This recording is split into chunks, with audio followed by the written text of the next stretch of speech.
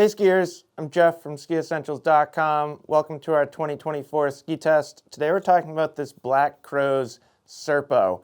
This is one of my favorite skis that Black Crow's makes. They make a lot of really good ones, so it's hard to put that title on the Serpo, but it truly is a very rewarding skiing experience and a very versatile, well-rounded all-mountain ski. It's also 100%, 100% directional. So Black Crow's has a lot of skis with more of a twin tip kind of freestyle freeride shape. Cactus, Kamix, Atris, Anima, even something like the Nocta, even the Justice has some kind of at least freeride influence in its shape. The Serpo is truly a directional ski, and I think it's optimized to be a really rewarding, really fun ski for a directional skier. So pretty cool construction in here. Wood core, fiberglass, nothing crazy there. We get 2 layers of Titanal underfoot, and then we get this H-shaped Titanal. So basically just one layer kind of extends into this H shape where we get these kind of like tuning fork style prongs that run into the fore and aft sections of the ski. Really cool construction. It gives the ski a lot of power and grip. You know, metal is a great material for ski construction, but because the metal doesn't go through the entire ski, the weight's not crazy. So this is a 180, a 180.1 centimeter length.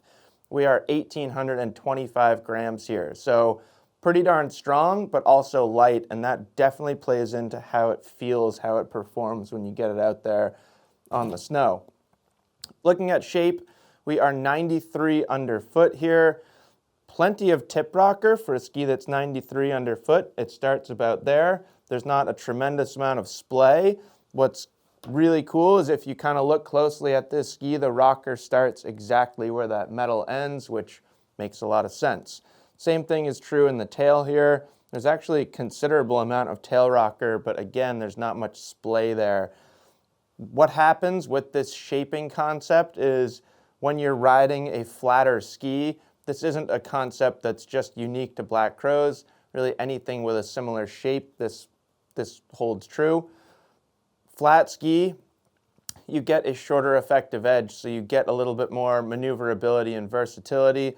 The further you tip this thing up on edge, the longer your effective edge becomes, and you start to actually get better and better edge grip at the higher edge angle that you're achieving, which is really cool.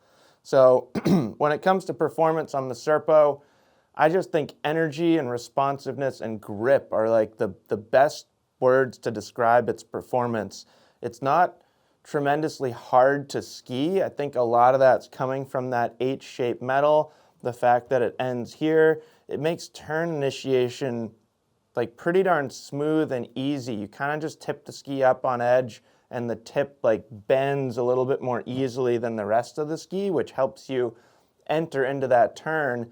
In the turn itself, this portion of the ski feels so strong, so you have plenty of grip, and then exiting the turn, it's you either kind of pop out of it into the next carve with a ton of energy.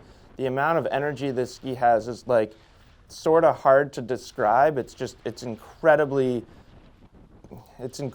responsive at the end of a turn, which is so fun. The other thing that you can do is similar to that easy turn initiation, you can release that tail edge pretty darn easily.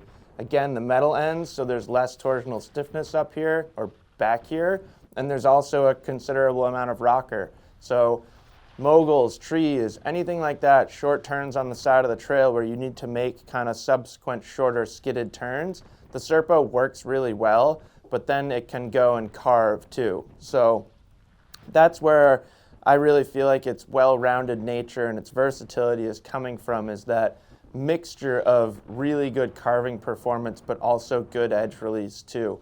It's not quite as smeary as something like the Kamix. So if you're more of kind of that like true smeary, slippy, smeary, slashy, I don't even know what other adjectives to use. If you're more of that skiing style, something like the Kamix probably would be better than you. the Serpo is really better for a skier who wants that feedback from the tail of their ski, wants that energy and that responsiveness, and can take that and use it to their advantage in their skiing. So yeah, love this thing. Ever since they came out with it and we got on it the very first time, I was like, yeah, that thing is awesome. Serpo is sweet. And it's definitely gained a pretty strong following, even just in its relatively short existence thus far. So that's it. That's the Black Crowes Serpo. Let us know if you have any questions about it, and we will see you out there on the slopes.